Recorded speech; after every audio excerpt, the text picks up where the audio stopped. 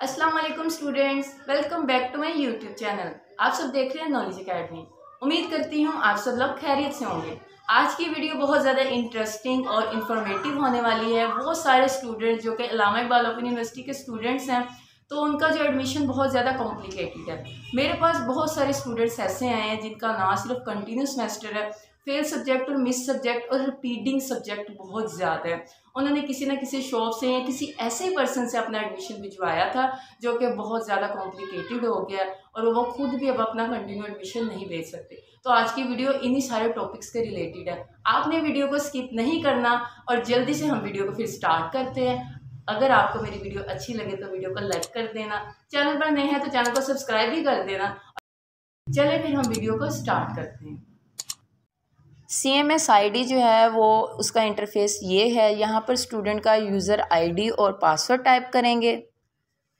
User ID और password जो है वो मैंने टाइप कर दिया है और आप यूज़र ID देख सकते हैं। जिन स्टूडेंट का इस तरीके से यूज़र ID आता है कि बीच में इंग्लिश के अल्फ़ाबेट और शुरू में और लास्ट में डिजिट्स आते हैं ना, वो यानी कि पहले स्टूडेंट हैं जिनका कोरोना से पहले का एडमिशन हुआ है। उन्होंने जब अपनी ये यूज़र ID को टाइप करना होता है तो ये जो बीच में अल्फ़ाबेट्स आ रहे होते हैं इनको इसी तरीके से आपने इसी तरह बड़े लिखना है।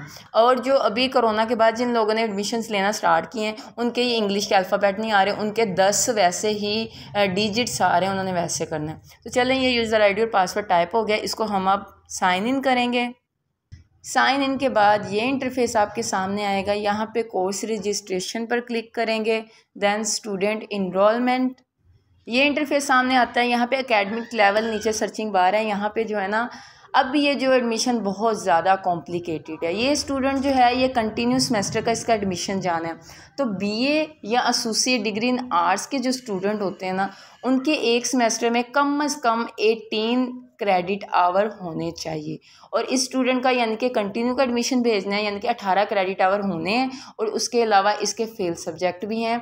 तो फेल जो सब्जेक्ट हैं वो 3 हैं, 3 क्रेडिट आवर के 3 हैं, यानी कि 9 क्रेडिट आवर के 3 फेल सब्जेक्ट हैं। तो जब भी आपने फेल सब्जेक्ट ऐड करने हैं अपने कंटिन्यू के साथ, तो तब आपने इधर 99 ही टाइप करना है। जैसे ही आप 99 टाइप करेंगे, देन आपने स्क्रॉल करना है, इसको ऐड न्यू रिक्वेस्ट करेंगे आप। उसके बाद ये इंटरफेस आपको नज़र आ जाता है। ये ऊपर देखें, यहाँ पे वाज़ेह तौर पर लिखा हुआ है मैक्सिमम क्रेडिट आवर्स 21। ठीक है ना। अगर किसी स्टूडेंट का एक आध क्रेडिट आवर जैसे कि फ़ेल हो तो फिर कंटिन्यू सेमेस्टर भी हो तो तब ये इसमें ये फ़ायदा हो जाता है कि टाइम भी ज़ाया नहीं हुआ, वक्त हमारा ज़ाया नहीं होता, और जो एक सेमेस्टर लटक जाता है वो साथ ही आप पेपर दे सकते हैं। और अब जो पेपर होने हैं उसके ये वाले एडमिशन के साथ कोई लिंक नहीं है। अब जो पेपर हो रहे हैं उसका एडमिशन हमने पहले से भेजा हुआ है, इसलिए उनके अब पेपर होंगे। और ये जो एडमिशन अब ओपन हुए, इनके जो पेपर हैं ये नेक्स्ट टाइम जब पेपर होंगे तब होंगे।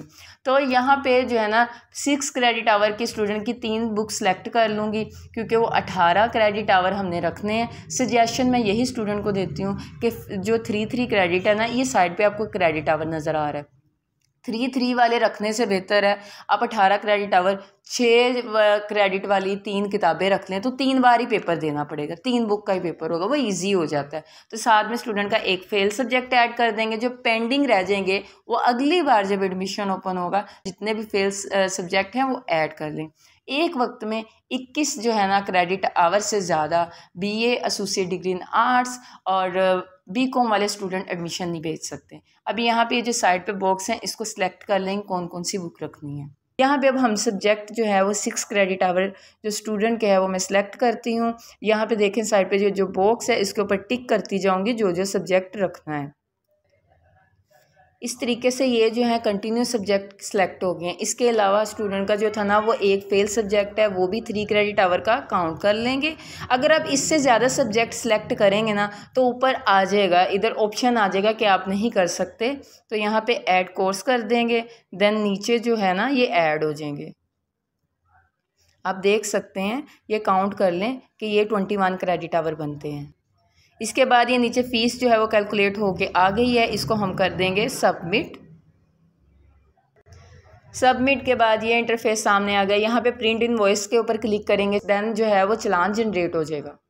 आपने अपना एडमिशन भेज देना है اور اگر آپ کو کوئی آگے پینڈنگ سیمسٹر رہتا ہے یعنی کہ کوئی کنٹینیو سیمسٹر رہتا ہے تو جو سبجیکٹ رہ گئے ہیں وہ آپ نے اس کے ساتھ لگا کے بھیج دینے.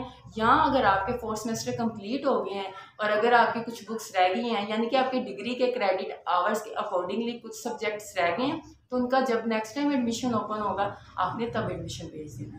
ٹھیک ہے. فیس جو ہے وہ کس طرح آپ نے گھر بیٹھے خود اپنی سبمٹ کرنی ہے اس کا لنک آپ کو ڈسکرپشن میں مل جائے گا. اور اس کے علاوہ فیس بھیجنے کے بعد کیا یونیورسٹی کو آپ کی فیس ملی یا نہیں اس ویڈیو کا لنک بھی آپ کو ڈسکرپشن میں مل جائے گا. اور ایڈمیشن کنفرم ہوا یا نہیں یہ کیسے چیک کریں گے اس ویڈیو کا بھی لنک آپ کو ڈسکرپشن میں مل جائے گا.